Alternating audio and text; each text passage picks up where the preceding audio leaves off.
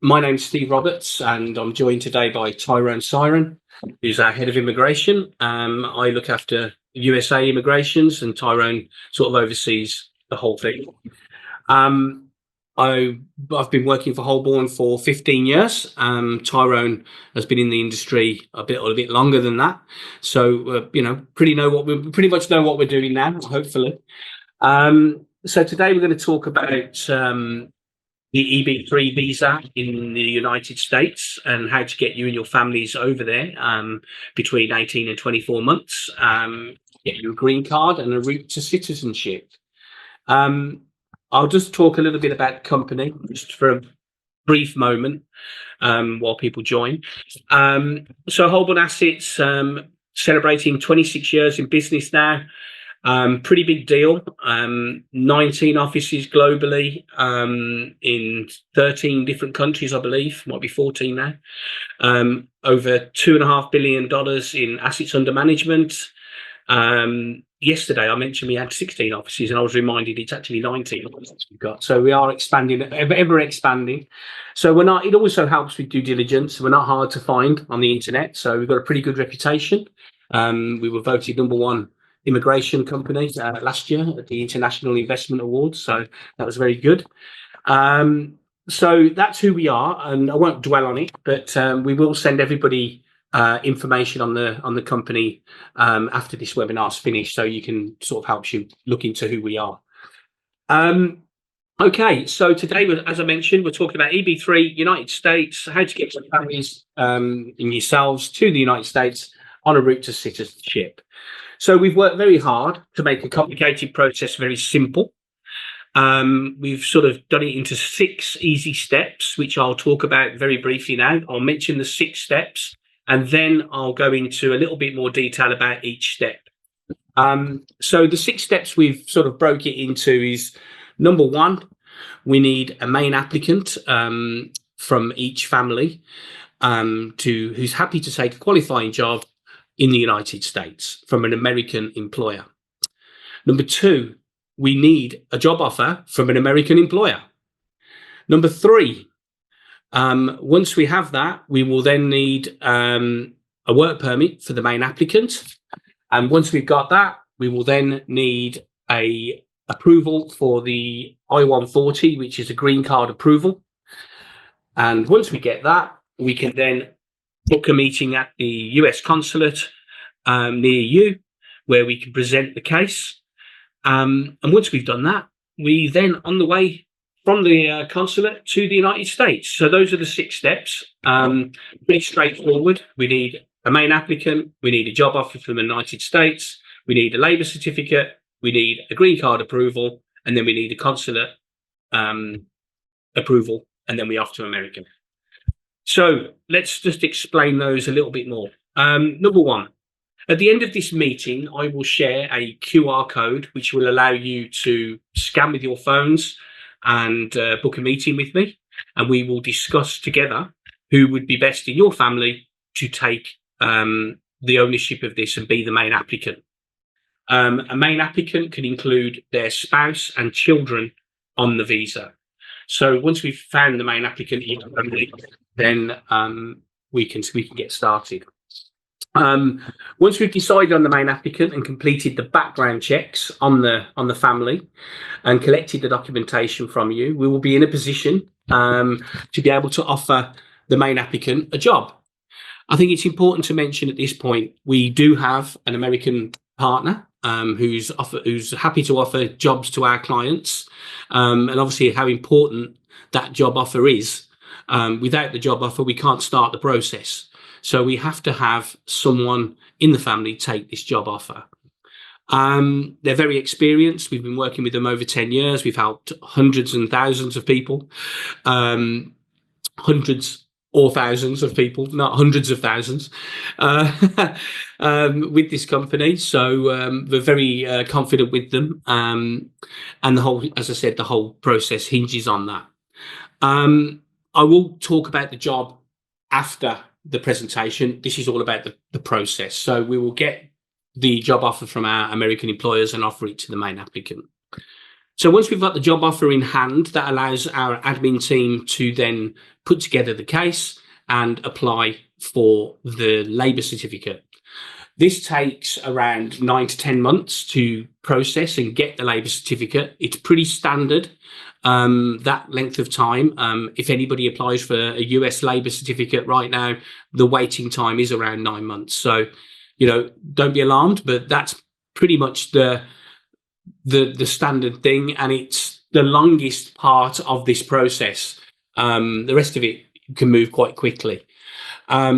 So after we've applied for the labour certificate and we receive that back, our admin team will then process the next application, which will be the I-140, which is a green card approval, a green card being permanent residence in the United States. And they will also include your family on that application. So it would be the main applicant, their spouse and children. And we do have some control over that. Normally it would take, 6 to 8 months to get a reply on the green card approval, but we can expedite this. It's an optional clause. I mean, you can pay extra to expedite this process, and it will bring the waiting time down from 6 to 8 months down to 3 weeks. And they really do it in 15 working days. They're very, very good and very sharp on that. So yeah, that's a choice you have. But I think after a 9-month wait for a labour certificate, getting the green card approval is something everybody's interested in getting done as quickly as possible. So we do recommend that. Once we've got the I-140 approval back, we will then process and go on to booking you an interview at the US consulate near you, where we can present the case. Obviously, we'll present Mr. X has a job offer, he has a labour certificate, he has a green card approval, here are the documents, here are the supporting documents, and they will process that application. They may or may not at this point ask you a few questions around your case and why you're going and who you're going to work for and where you're going. But we will fully prepare you for that interview, of course, if they do ask the questions.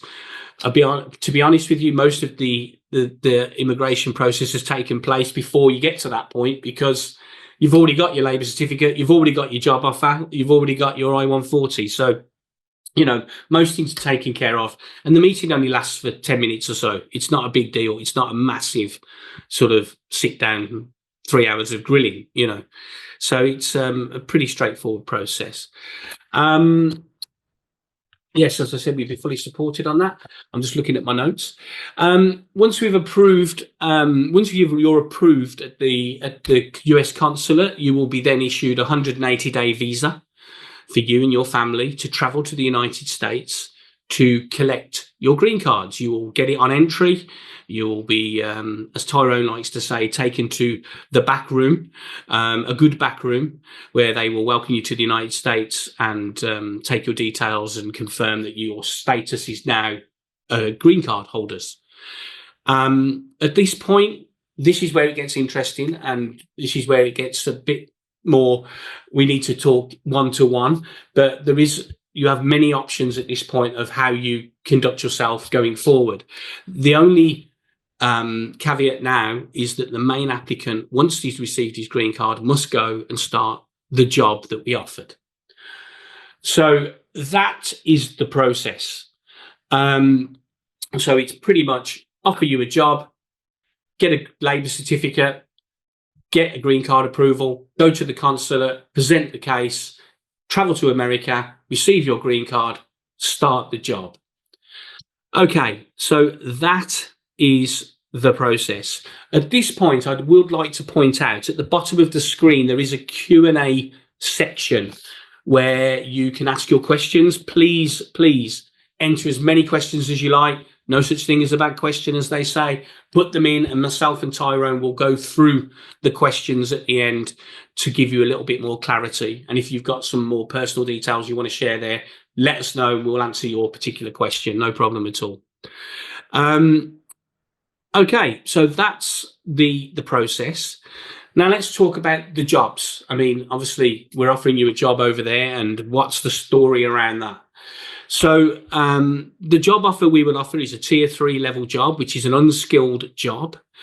It's a basic job, and it's there to sort of support you in your application, and also to show that the American government that you are able to support yourself, and you're going to do a job. A lot of people ask, why can't we offer skilled jobs at this point? You know, a lawyer job or a banking job or whatever job it is you're skilled in. Now, if you go down the skilled route, the American authorities will require the American employer to provide proof as to why they're offering a foreign national a skilled job over an American, which is very, very difficult to prove, very, very difficult to process, to go through, and almost impossible to prove. It really is. I've seen many people try and fail. And I think unless you're Elon Musk or Cristiano Ronaldo, you know, you're the only person who can do that job. It's very hard to prove that. So, you know, we try and stay away from that, as unskilled work sort of doesn't require these explanations. So we can sort of get you a job, get you into the United States straightforward. Important to mention at this point, the green card is not tied to the job. It's an unconditional green card. So it's the reason you got the green card, but it's not tied to it. So there's no length of time specified in staying in that job. But we do recommend that. The problem we have is more of a moral situation. This company has helped you get there. They do want you to work there. These are real jobs. And I think you've got to go there with the right attitude as, okay, I'm happy to take this job to start me off. But once you're in and you're settled and you've got yourself an apartment and car and you know, the kids are at school, then of course you can then start treating this job like any other and start looking for something better or more skilled. We can talk about the lengths of time we recommend in the questions. Please put your questions in the Q&A box at the bottom and we'll get to that point. So that is the job. The job roles are varied. We are partners with a company in the United States called the Labour Guys. They are a recruitment agent. You will be signed up by them, and they will be the ones who help us with the labour certificate. And they will then place you in employment. I mean, obviously, they will have an interview with you and find out your capabilities, what you are willing to do, what you're not willing to do, and place you within a company with a basic role in the area that you've chosen. We have 4 areas to choose from. You can choose Columbus, Ohio, Indianapolis, Indiana, Allentown, Pennsylvania, and San Bernardino, California. Those are the 4 areas that we have offers in. We have multiple employers through the agent that we're partners with. Again, any questions around the particular jobs or the time frames or anything like that, please put them in the Q&A. Of course, a green card will also set you on a route to citizenship, which is an American passport, of course. Again, we'll go over that in the Q&A as to what the requirements are to switch from a green card to a passport, which again is an amazing opportunity for the price that you're paying, which leads me nicely to the cost of the program. So the cost of the program is pretty straightforward. It's $45,000 for the main applicant. It is $3,000 per family member after the main applicant. So if you're a family of 4, it would be $45,000 for the main applicant and $3,000 per family member, which making it $54,000. We don't ask for that money up front. We split that and we do a payment plan whereby you can pay in 3 installments as we progress through the process. So you would sort of make a payment to start, and we would process your documents and offer you the job and apply for the labour certificate. Once we receive that, we would then ask you for the second payment, and we go for the green card approval. Once we achieve that, we ask you for the third payment, and then we go to the consulate and then onto the United States. So the cost is straightforward: $45,000 main applicant, $3,000 dollars per family member. I think that covers the cost. I will point out at this stage, this is the cheapest citizenship program in the world.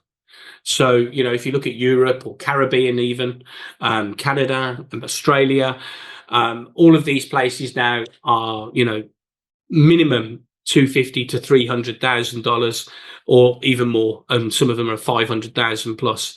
So the United States is very, very attractive at that price. Okay, cost structures. So one more thing I want to mention before we move on to the Q&A is really the success rate we have. And I think it's important to sort of explain our success rate.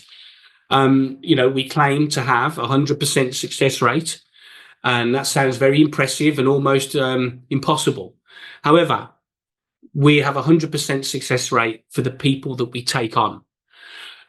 We don't take everybody on. Lawyers are very, very fussy about who we allow to do this program.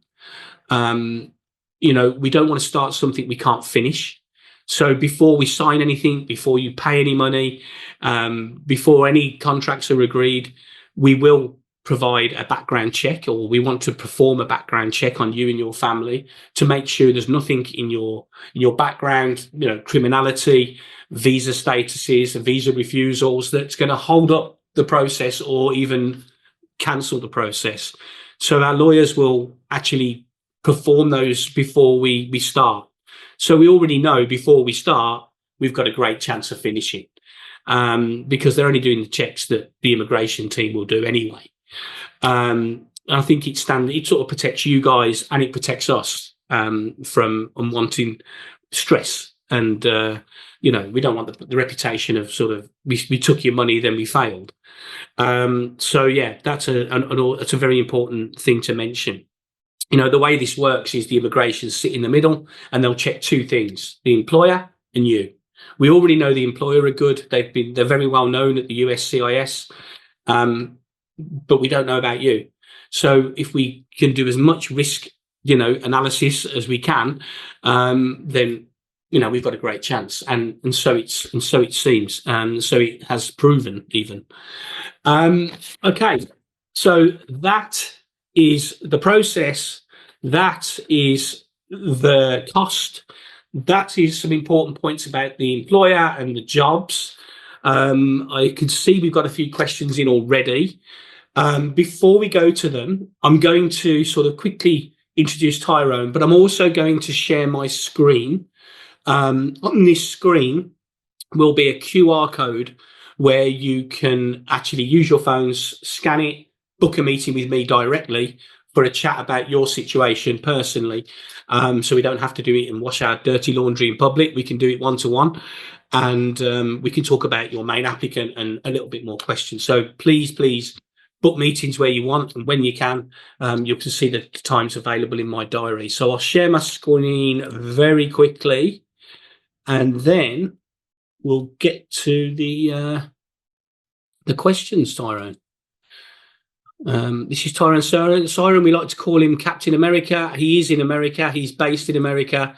He knows everything in America. I think he's just behind Trump in America. Oh, that's something we need to talk about. In fact, that's how Tyrone can start. I haven't mentioned it.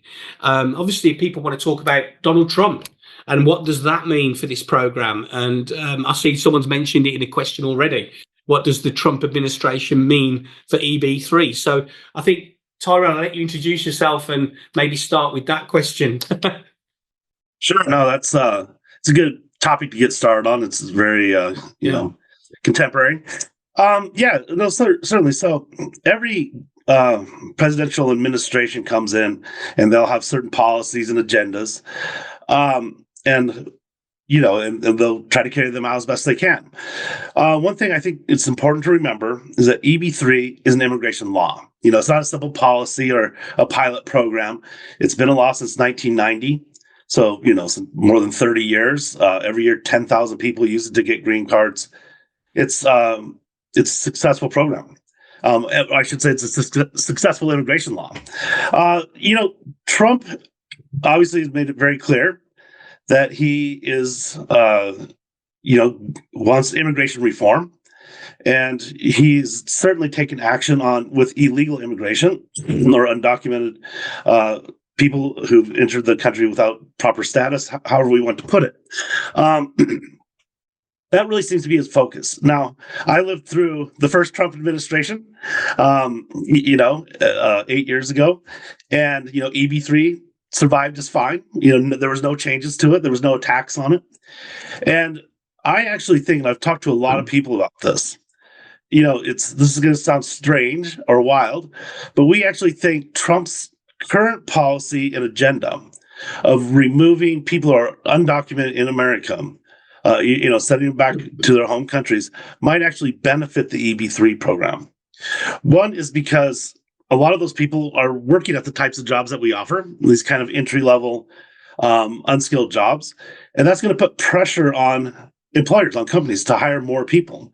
And I think these companies, some of these are very large companies, they're going to put pressure on the government to bring more people in legally, to kind of open up the gates and increase improve processing times, maybe even add programs for people to enter America legally. So the takeaway might just be that Trump might actually be good for legal immigration, but obviously he's definitely cracking down, and that's what he's really focused on too, is what he calls illegal immigration. So I think it's something we have to watch. But I think in the worst case scenario, nothing changes, right? That there's not really any change to the program, because although EB3 is a very big deal to all of us, and it's a very important thing, it'll change your life, it's still just a very small program in terms of American immigration. 10,000 people a year isn't a lot when America, 2 million people immigrate to America every year. So, 10,000 is just a small number. And the government likes it because the government can tell you, the worker, hey, don't come here illegally. We have a legal process. It takes a little bit of time, but there's a legal way to get here. And they could tell the companies too, the hiring companies, hey, don't hire undocumented workers because there is a legal process. It takes a little time, but there's a legal process here. So I don't see anything changing much, and I potentially see things improving. So that's my takeaway. Brilliant. Thanks, Tyrone. Okay. Next questions. Hold on a sec. I've got the next questions here. Okay. So Faisal's asked, can we be allowed to change the job after we join? And what if they fire us after a few months? What if you get fired? Yeah. I mean, it's important questions, but I'll let Tyrone answer. It's true, right? You want to be certain that you're stable once you've moved your family to America. So, I'll start with what happens if you get fired. Well, try not to get fired. Look, sometimes things happen. Sometimes maybe you have a boss that you can't get along with, or for some reason just doesn't like you. That's the great thing about the EB3 program, is that, as I like to say, the moment you land, you go through immigration with your family and you walk out of the airport, you are a permanent resident green card holder. Your immigration is settled. You're here. So in this unfortunate case where you get fired, no, you would not lose your green card. You'd have to find another job and move on with your life. But again, as Steve said, your green card is not directly tied to this job. It's not necessarily dependent on the job. So, or if, on the other hand, if you're at this job and say you felt it was unsafe or the boss was harassing you, and that's not going to be the case. These are good jobs, but if that was the case in some situation, you're free to leave too. Nobody can force you to stay in an unsafe, a dangerous situation. Again, it's, the employers spend a lot of time and effort to get you here, and you spend a lot of time and effort to get you there. Stay at the job it's a good job. They offer health insurance, the wage is okay. There's a lot of opportunity inside the company. So, we'd like, you can say there's as long as forever, the employer would like it forever. But sometimes, life changes and circumstances dictate that you cannot stay there forever, and then you can, you might leave, or, you have a family member who gets ill, you can't go back to work. Or, you have to move to a different city for certain reasons. So, you have the freedom of movement and the freedom of employment. And the other thing I would say is that if you're married, you and your wife might sit and have or wife or husband, your spouse would have a conversation about who will take this job, because either person can do it. If there's somebody, if the wife is a highly skilled engineer or computer or data analysis, those kinds of skills might translate very well to America, or transfer very well to America into a high paying job. So maybe the husband would go to work at the warehouse and the wife would start pursuing, her career in America, or vice versa. Yeah, I mean, it's important to mention that, your human rights and your constitutional rights are perfectly intact.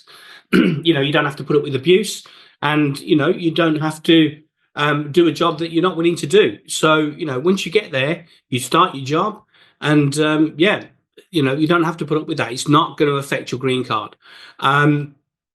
Also, to mention about the time frame, it's not about the time frame. It's about having a genuine reason to leave, and it's also about being honest and transparent.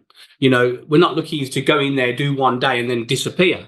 It's about starting the job, giving it a go, settling down, and then see what happens.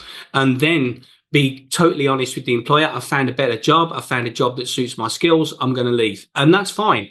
You will be supported by our lawyers all the way along the way. And you've just got to let us know before you do anything, and we will give it the green light. What we don't want to do is bounce off the employer and open a door for them to make a complaint and say, well, this guy's just used you and used the system, and, make a complaint. You probably would get away with it anyway, but we don't want to go down that road. We want to do this properly, legally, and, above board. So that's important. Can we get another job after joining the basic job? After how long can we change the job? I think I've just answered that. You can change the job when you've found something more suitable. However, we do recommend that you stay there for a few months. This employer's helped you. This employer has, spent money too. And he's genuinely want you to stay. There is movement within the companies as well. So yeah, we've already touched on the job. Yeah, it's not tied to the green card. It won't affect it. My wife is a lawyer by profession in Ghana. Are there any chances available for her? Tyrone.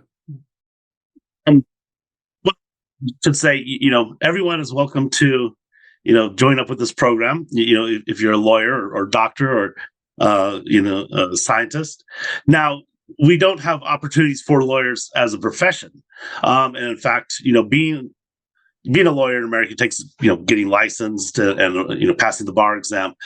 So, that might be something your wife could work on, after arrival, after you've settled into the U.S. and maybe you're working at this job, she might start looking into how she can, become licensed as a lawyer in the U.S. So, I mean, I think it is possible, but, you might take some further education and then also some, exams to get licensed. Yeah, and that's a great point. And I also, whoever takes this job, whether it's the husband or the wife, the other person is allowed to get started in any job they like. So you just got to decide. That's why we've got to decide the main applicant, because whoever is the main applicant has to start this job. The other one can go straight into work. How long does the process take, and what is the total cost having a family of 5? Tyler? Let's see, family of 5. So that'd be 4 beds. I have to do some math here real quick. 57. 57,000. Okay. And which is $57,000, which is a considerable amount of money, but you do not need to pay it all at one time. You pay it in 3 installments as your EB3 case moves through the immigration system. So the initial payment is $20,000. That starts the process. We start working with the employer and with the Department of Labor. And so that's you pay $20,000 when you sign up. After 1 year, when the labor certificate is approved and we begin working on your green card with the U.S. Citizenship and Immigration Services, you make a second payment of $15,000 plus $3,000 for each dependent in the family, plus $4,500 for the premium processing, the expedited processing. Yeah. So then once your green card has been filed, it's processed and approved, you would make a final payment of $10,000. So really, you'll make these payments over, probably let's say 14 to 18 months or so, probably somewhere in there. But again, it gives you a little time to prepare. You make the first payment, then you have a year really to prepare the rest of the funds. And the process is it takes time. I'd say it can take upwards to 2 years. Sometimes it happens faster. And I think we could be looking at picking up the pace. We've actually seen the time frame move up by a few months recently. There's something called a visa bulletin, and it's improved. So yeah, I mean, I would say it could be less than 2 years. So that's I would say it could be the time frame. Sometimes things take a little bit longer too. With governments, we never want to make promises, but we can say this is a pretty efficient process, and it's typical of any green card. Right? I mean, every green card takes time. There's no shortcut to America, and this is an immediate, unconditional green card. So it's worth the wait. On entry. Yeah, on entry. Right. Good question here. If you have a valid US visitor visa, will the EB3 application void the current visas? Void any current visas. Yeah, if you've got a B1, B2. Right. Now, that being said, it's recommended that once you start the immigration process, and you've shown intent to immigrate to the U.S., and that'd be kind of about the time we start applying for the green card, lawyers recommend that you do not attempt to travel into the U.S. Not that it's illegal to try it or that your visa is void. It's just they could stop you at the border and say, hey, we see that you want to immigrate, but you're traveling on a non-immigrant visa. How do we know you're coming back? So it's typically recommend that you don't travel. That's what a lawyer will say. People do it. I guess they get away with it. But again, we don't want to risk anything because you've come so far and spent so much time and effort. So unless it's an absolute emergency, we'd recommend, don't go on vacation to Florida or something. But it's okay to use for the first probably 12 months, right? While we're doing the labor you're still working. Just getting the labor certificate. You haven't really started the immigration process yet. Yeah, we only start the process. I mean, it only classed as immigration status starts to be looked at the I-140 stage. So we've still got to process the application, get your labour card, and once we've got that, then we would tell you when to maybe just step back a little bit and don't travel until we get the I-140 through and the consulate visit done. But for the first year, you'll be fine. I think that's right, yeah. I already have a B1, B2 visa valid for 5 years, as well as my daughter. Will that influence the application in any way? And how long does the whole process take? Just to be quick, the process takes about 18 to 24 months.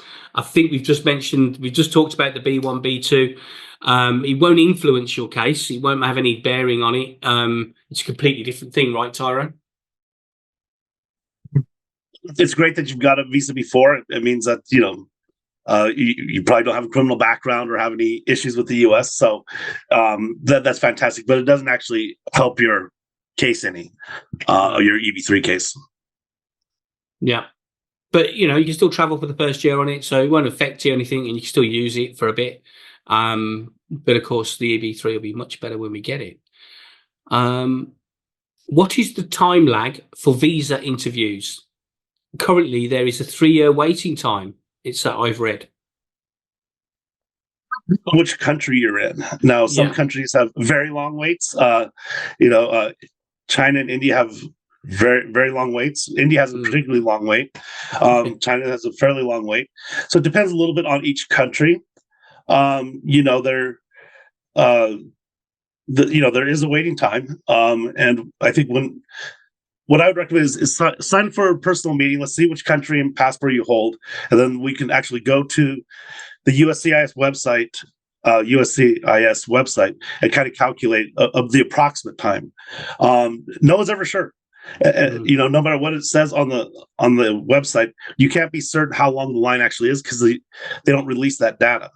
We just go on our experience, and that's what we try to calculate is from our a long experience in this industry.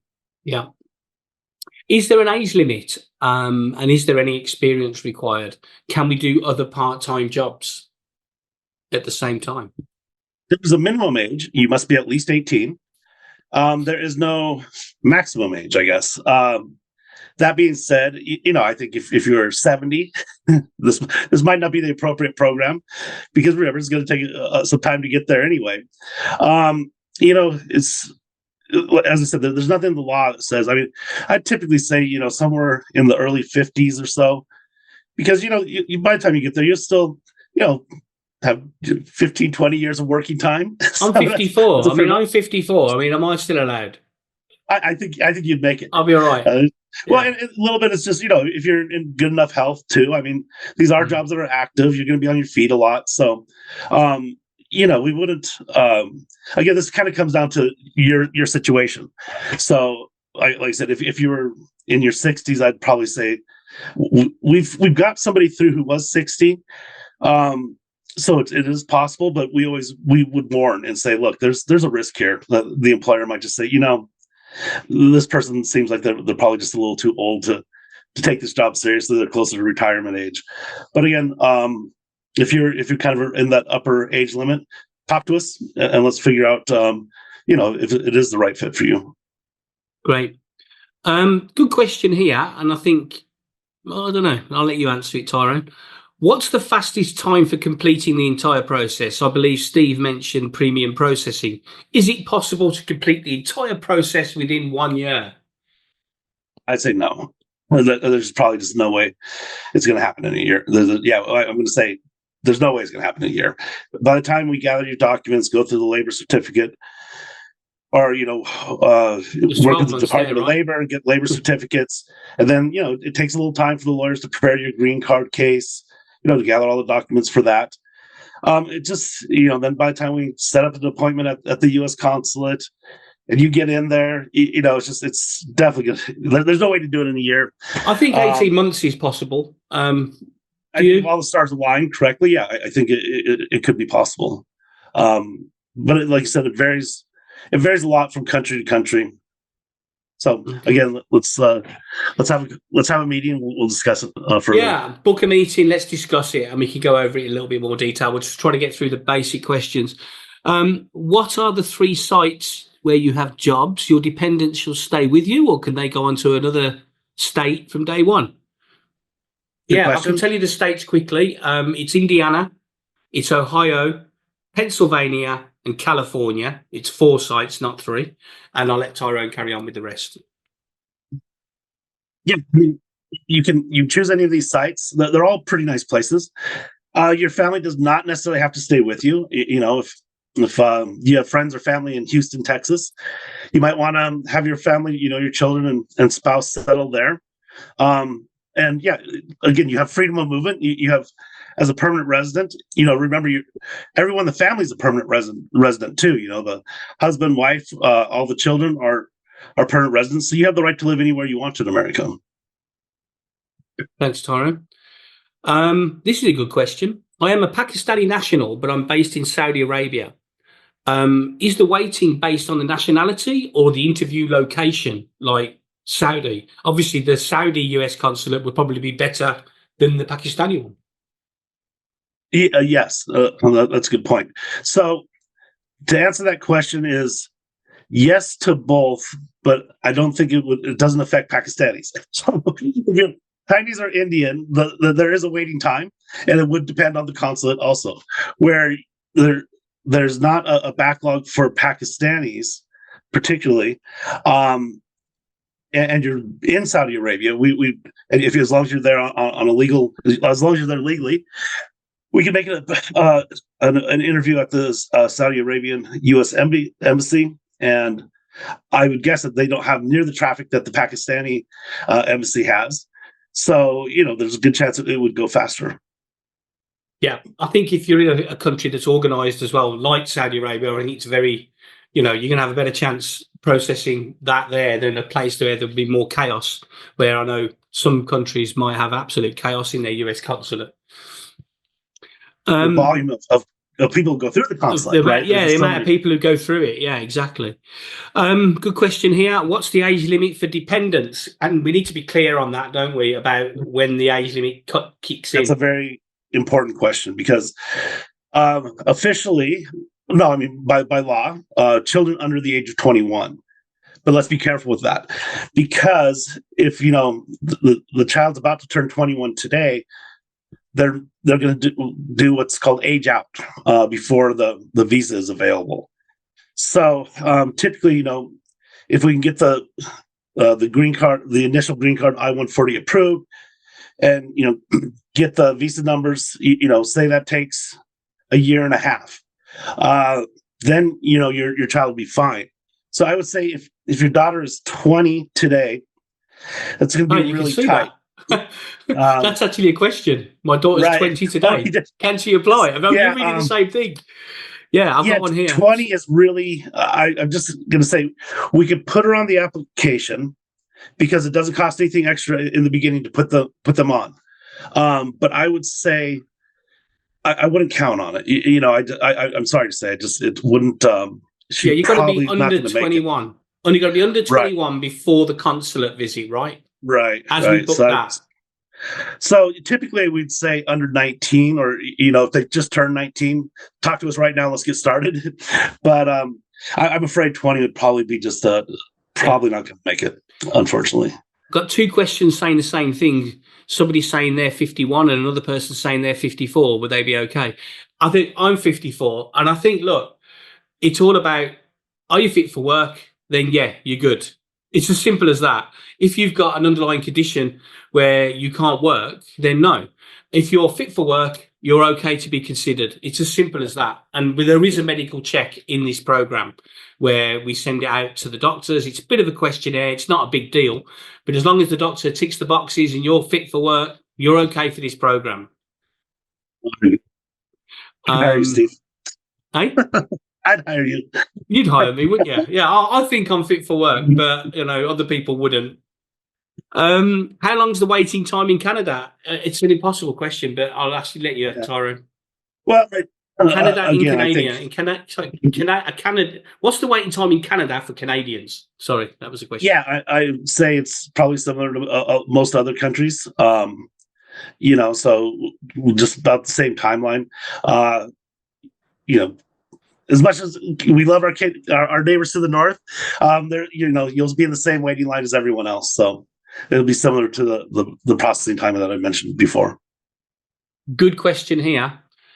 What if our applications get rejected along the way, and we've paid our installments already? Is there some kind of refund, or is it a sunk cost? What is that refund clause? So I mean, I've already talked about our success rate, but it is underpinned, isn't it, Tyrone? So, although we're confident that you'll get through the program successfully, in an unfortunate case where something just doesn't work out, we offer a 50% refund policy on any fees paid up until that point. So, for example, if you've paid $20,000 for the labor certificate process, or I should say to just get the process started, and that labor certificate was denied, first of all, we resubmit it. The lawyers resubmit it at no extra cost to you. And if you're still denied, then you get half your money back. You get $10,000 back. And same at the green card. Same at the green card stage. If you were denied the green card, was not approved, you get 50% of any fees you paid at that time refunded. Brilliant. I think the answer to that, the other part to that is it's got to be 50% because the guys have done their jobs, right? I mean, the admin have done their job, the lawyers have done their job, and the government, the outcome is irrelevant to them. They still need to be paid for doing their job. So unfortunately, it's 50% at any time, but we've not had to use it yet, touch wood. I mean, obviously, there is something we said yesterday. We do have some unfortunate circumstances when people have serious circumstances at home, like death or health problems. And depending where you are in the program, we are people, right? We're not here to take your money unnecessarily. And in a case like that, we've done it for a couple of people where we've refunded 100% because of this situation. Someone lost their husband or someone contracted cancer, unfortunately. And of course, they've got enough to worry about without worrying about this too. So, we'll do everything we can to refund whatever we can. We're not heartless. We are people, and we do understand these things can happen. But unfortunately, if we paid the money out, sometimes, we're not going to get the money back from the US government. That's not going to happen. Lawyers are also, once they've done their job, they've done their job. So unfortunately, we'll do what we can. But from our perspective, from Holborn, we'll be all over that. So is it perfectly reasonable to leave the job after 6 to 12 months? As I always say, it's depends on circumstances, right? On everyone's circumstances a bit different. You have the right to leave work, right? Nobody can force you to stay, but I'd say it just depends on everyone's circumstances. You have to have the sincere intent of working at this job. Sometimes things don't work out, but I would say if you leave too soon, you definitely want to check in with us and check in with the lawyers and explain the reason why, so that it can be just recorded in case there was ever an issue. And you want to be transparent with the employer too, because they're understanding. They're humans too. They realize that things happen in life, and you can't always stay at the same job forever. But what you don't want to do is just disappear one day. Just let people know what's going on and what your plan is. Will you share a recording of this session with the participants for future reference? Well, I don't know if this is good news or bad news, but yes, it will be published on YouTube. My previous webinars, I think, are already on there. You can refer to them anytime. If you just type in Steve Roberts, EB3, or Holborn Assets, EB3, you will find either me or Tyrone will be there doing a webinar. We've done quite a few now over the years. So yes, this one is as well will probably be edited first, I'm sure. They want to tidy me up a bit and then put me up on the YouTube. So yes, it will be available. It won't be sent to you directly, but if you want to chat with me directly, click on that QR code in the bottom right-hand side of the screen, book a meeting with me, and we can talk about things. So that's done. We've got another 2 questions to go, unless anybody puts any more in. Is it possible to get the visa rejected if you hold a master's from a top 10 university in the US and the USCIS considers you overqualified? That's a great question, that is. It's a very good question. As we say, one of the things we like about EB3, among many things, is that, you don't necessarily have to show, you don't have to be qualified. You don't have to show that you have a master's degree. It's fantastic that you do have a master's degree from a top university. But it's not how much education you have. It's about how sincere you are about going to work at this job. So I think that's the way you want to look at it. If you're not sincere about going to this job, then you'll probably get denied. But as long as you're sincere about going to it and saying, even though you have a master's degree, that's something you might use in the future, to build a career once you're in America. But being highly qualified or educated or having work experience, they're not going to hold that against you. Look, America likes educated people who work hard or have good work experience. So that's not a mark against you. But you have to still be sincere about going to do this job. And I think you just always look at it as that even when you go into an interview or the consulate interview, this is your first job in America. It's your first job in the company. There's a good chance that if you're an IT person, you might get into this company and start out the real entry-level jobs, but before long, you'll be working in the IT department because, it's a big company, a logistics company. There's a lot of IT going on. So, there's a lot of possibilities. So the fact that you have great education, or if you have a long work experience, those aren't bad things, right? Those are positives, right? You're going to be able to do even better in America. It actually means nothing, your qualifications, in terms of this process, because how else are you going to get into America legally and correctly? Going on a skilled route, we've already discussed, it's going to be very, very difficult because they're going to try and prove why you're better than an American for that job. That's the first thing you've got to get over. And second of it, there is another program called EB5, which I won't go into, which is an investment of $800,000, where you can invest your money, skip the job, and get a green card. But it's a large investment. It's $800,000. It's a very popular program and very, very quick. But it's quicker. It's about 9 months. But, as I said, book a meeting with me. We can go over the options. Book a meeting with me and Tyrone. The QR code's on the screen, and let's talk about it. Does having a previous social security number impact your EB3 application in any way? No, not necessarily. So if you lived in America before and you had a social security and you have a social security number, that's fine. That might mean that you had a job and you were paying taxes. So hopefully you're current on all those things. But it doesn't. That's well, seriously. But it doesn't necessarily help or hurt you in any way. It just means I'd say it might help in the sense that the U.S. government's cleared you before, right? They know that they've seen you be a good person before, and that you lived here and were a productive citizen before. Last question we have is: what if you haven't got a job, but you want to get into the country through school, for a PhD? It's relevant to this. There's certainly study visas that you can apply for. That's something we don't do at Holborn, but there's certainly there's people out there, I guess, who assist with university applications, that sort of thing. I'll just follow up though one thing though. If you go through if you go through EB3 and you're in America, you're welcome to study. You can go to school, so you could start working on a PhD. Once you got to America, and you'd have local tuition prices rather than international student prices. Okay. Oh, we've had another one more pop up.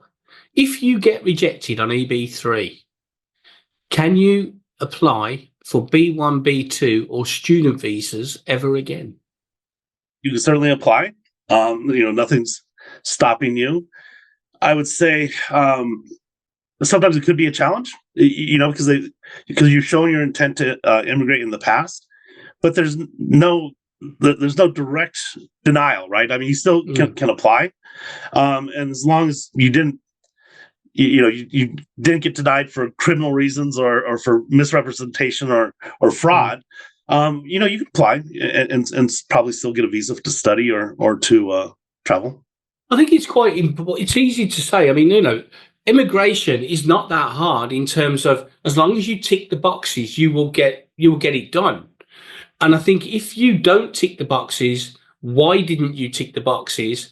And if you didn't tick the boxes this time, you won't tick the boxes next time, or you may tick the boxes next time. It depends on the situation. I mean, if you get turned down for EB3 because you robbed a bank last week, that's going to be on your record forever, and you won't get in anywhere. So, don't rob banks. That's the thing. But I mean, the other thing is, if you've missed a document or something like that, we will pick that up. So we won't let you miss a box. That's the whole point. We will tick every box for you and help you get that done. So it's all about which boxes you don't tick and why you didn't tick them. But that's why we try and eliminate everything at the beginning. That's why we do the background checks. We've got the employer. We already know the employer's ticking the boxes. Documents, we're going to make sure you've got all the documents you need before we apply. So without that, there's not really, the attitude is another one. Attitude, you've got to have a good attitude going in there. You want the American dream. You're happy to do this job. There's nothing stopping you from achieving this. So we're here to help. I see we've finished all the questions. Last chance to use that QR code and book a meeting with me. I think we're done now. But I want to say thank you to everyone for joining. Have a wonderful day. Thank you, Tyrone. Thank you, everybody.